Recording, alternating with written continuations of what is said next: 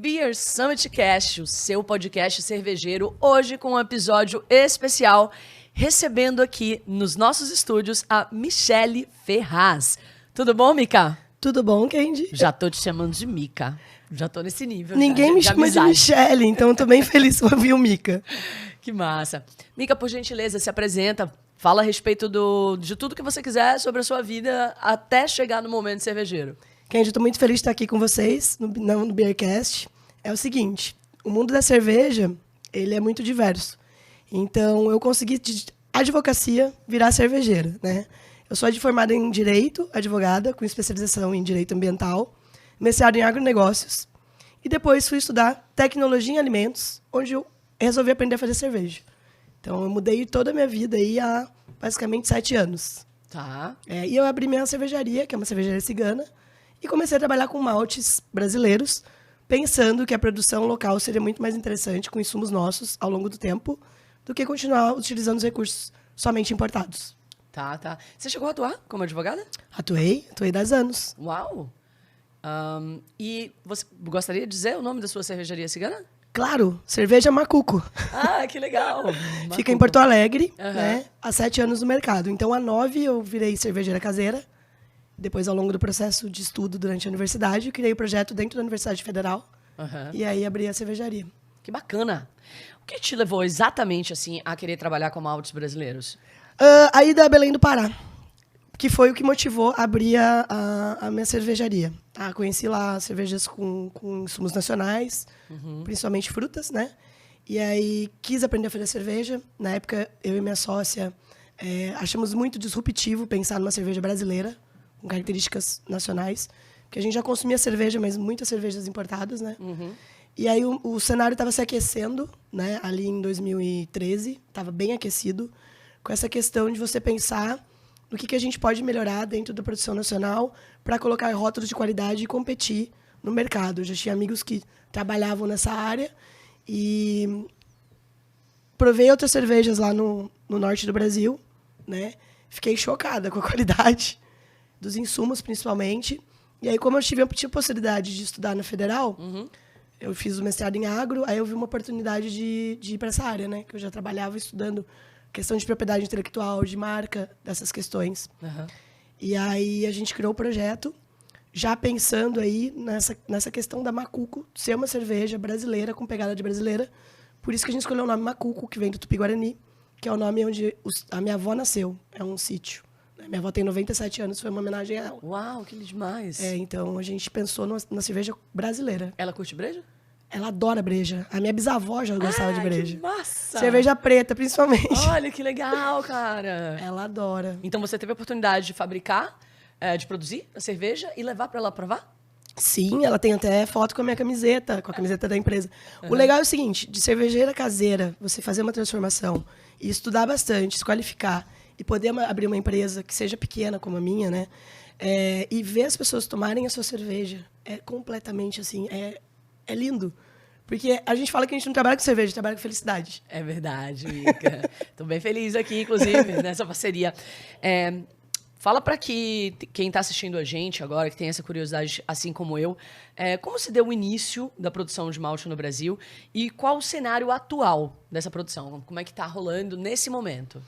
Tá muito interessante, porque a gente sempre fala do malte, a gente vai lembrar só da cevada, né?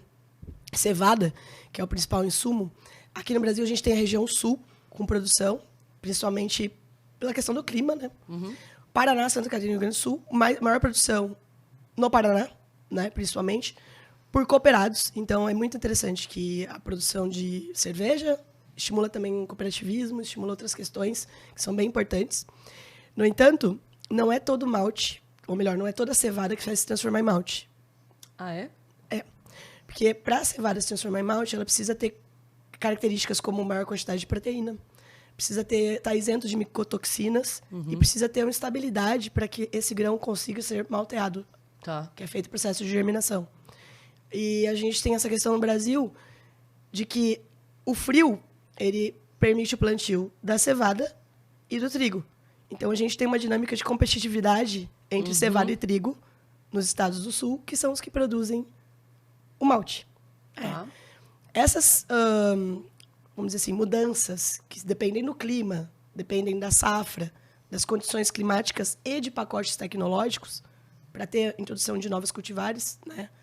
Por quê? Porque quanto maior variedade de cevada, quanto maior número de cultivares, maior estabilidade tu vai ter. Por quê?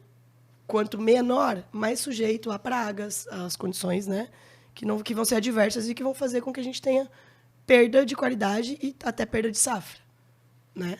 Então, aí, na região do Paraná, você tem um aumento da produção de cevada. Inverso, na região do Rio Grande do Sul, você está tendo uma diminuição da produção de cevada. No Rio Grande do Sul, está se trocando muito pelo trigo, e no Paraná, está se trocando o trigo pela cevada. A gente está conseguindo fazer esse movimento. Né? Qual é o desafio? A partir dos anos 70, você tem um aumento de produção de cevada no Brasil, ali nos anos 70, 76 para frente, não é que aumentou tanto o número de hectares, mas aumentou a produtividade em excesso. Então, tu teve um aumento de número de hectares, mas não só isso impactou. Aumento de hectare versus quantidade de produção por hectare. Hoje a gente produz uma média, se não me engano, 3,6 por hectare, toneladas. Tá. Eu ia perguntar exatamente isso. 3,6 hectares por tonelada. No entanto, qual é a parte mais legal? Há um movimento conjunto, tanto de empresas, né, como também da Embrapa, né?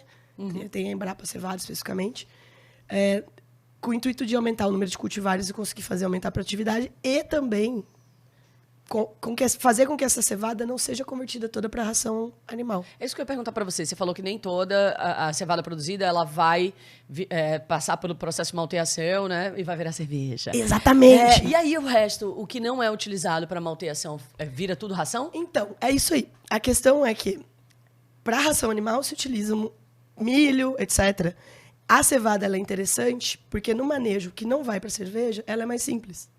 Tá. Então, porque tu não vai ter que atender essas condições todas, né? Que eu falei de proteína, estabilidade e tal. Tá. Então, alguns países do Oriente já utilizam, então a gente acaba também tendo essa dinâmica internacional muito complexa. Que animais poderiam usufruir dessa ração de cevada? Bovinos. Ah, é? Sim, também. Tá. Entre outros, né? Suínos todos. A gente utiliza o termo forrageiras, né? Ela tem um alto potencial de ser uma forrageira importante. Tá. Né? Aí o que acontece? Dinâmica internacional apertada, a gente está tendo um consumo mundial de cerveja aumentando. Né? O Brasil, por exemplo, é incrível. Todo mundo está sabendo que está crescendo. Como é que vai se fazer?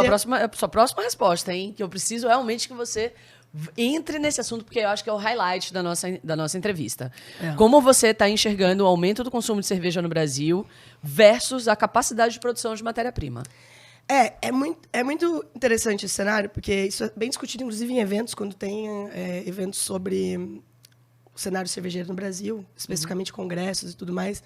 É exatamente essa questão do aumento do consumo versus mudanças climáticas, que é um fator que impacta todo o cenário de produção agrícola no mundo, né? Com a questão também da dinâmica do valor, né? Que a gente sabe que se planta aquilo que tem maior valor. De escoamento, né? Vai ser utilizado. Que vai ser utilizado. Então, o desafio hoje que tanto as cooperativas como os órgãos governamentais têm no Brasil é fazer com que tenha novos cultivares, inovação, tecnologia, para que você tenha um malte de qualidade, para que você tenha cevada de qualidade, para poder atender a demanda nacional.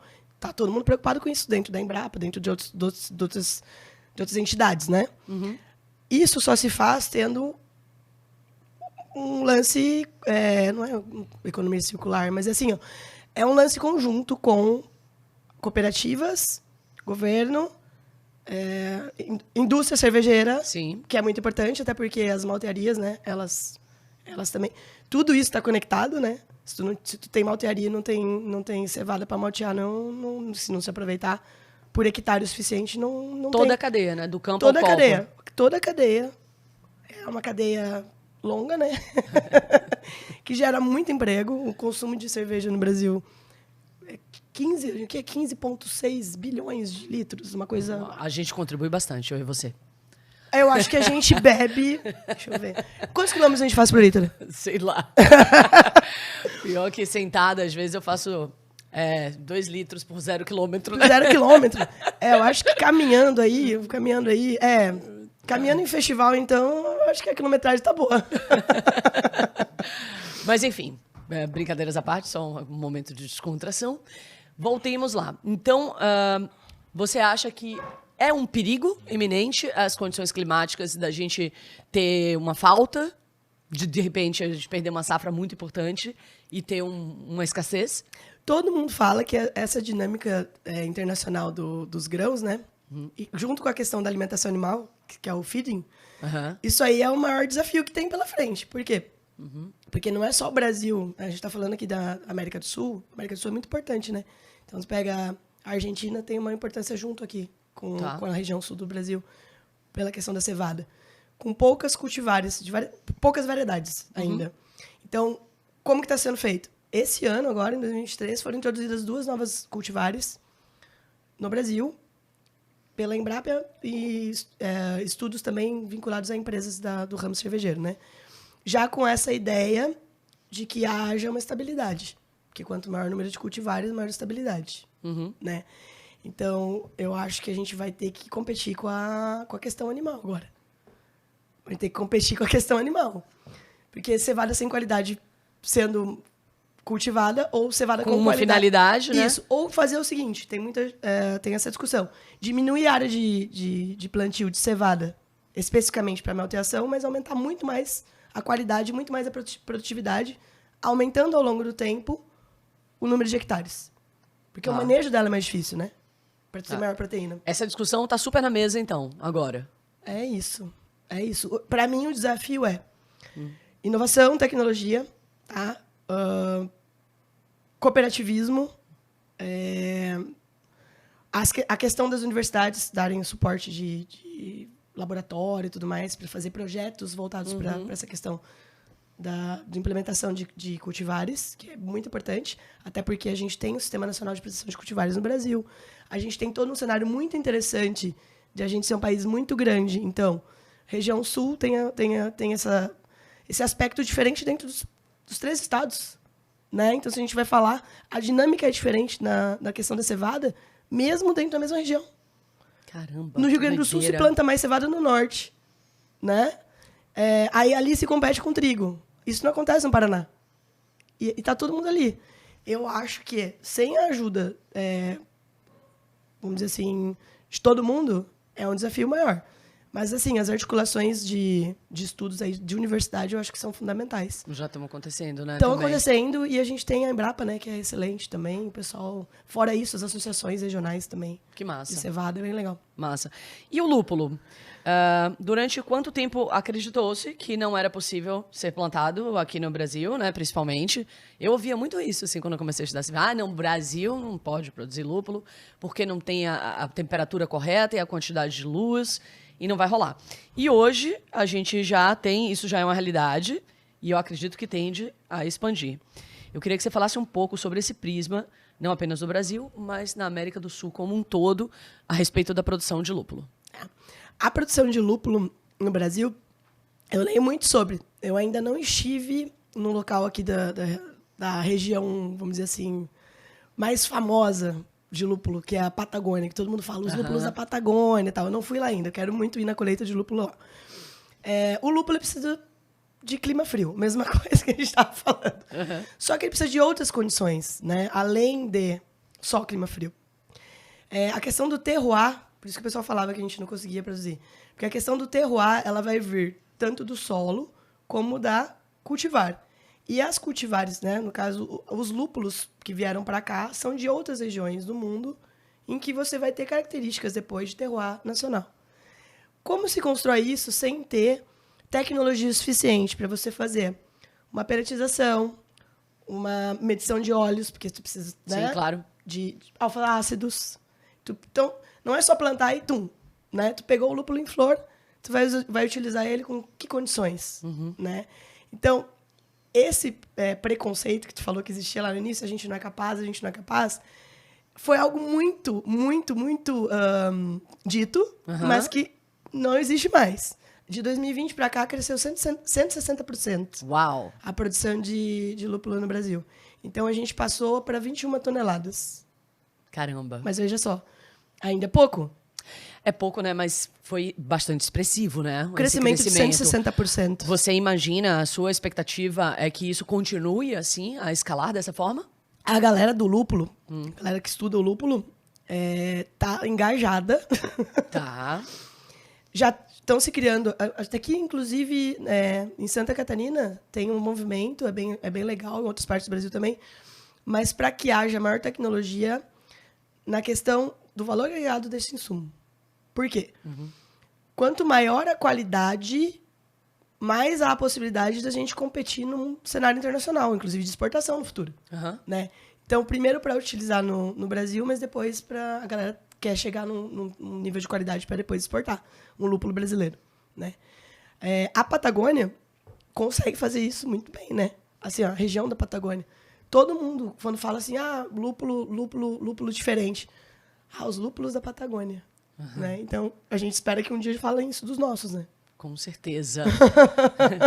Que massa. Se você tivesse acesso a qualquer recurso a fim de otimizar a produção de insumos no Brasil, tanto lúpulo quanto cevada, o que você faria? Eu investiria vamos dizer assim, não seria um instituto, mas um local, entendeu? Que se concentrasse todos os insumos da cerveja. Então, assim, Instituto Cervejeiro, tananã, em que todos os estudos ali, de lúpulo, malte, trigo, malte, cevada, todos estivessem concentrados com equipes de cientistas, de estudantes, enfim, com que se fizesse um aparato assim. Porque, assim, existem as Embrapas, mas aí a Embrapa trigo daqui, a Embrapa cevada tá ali, e às vezes se juntam em centros de pesquisa em grandes universidades, né? E o lúpulo? Olha isso. Nem tá tendo essa visão? Existem associações, né? Já tem a Lúpulo do Vale, tem associações, a galera se concentra, mas eu digo assim, não no sentido só de articulação, não no sentido só de arranjos institucionais. Não, entendo. Tipo, pode fazer um arranjo de produção local, tu pode criar várias coisas, a gente poderia pensar. Eu tô entendendo, você tá falando de centralizar esse cuidado, Ficou né? Botar muitas cabeças científicas especificamente nisso. Num rolê, mas assim, tipo... O critério cervejeiro em si. Qual é o nome que você daria a esse instituto? Puxei forte agora, hein? Agora puxou. Vai lá, pode ser, Chutar João. assim. Chuta, gol. Tá, dá o nome, então. Instituto Semente, né, gente? Eu estou aqui com Mica, diretora do Instituto Semente. Vai ser assim, nossa próxima entrevista. Próximo podcast. Mica, muito obrigada por sua participação.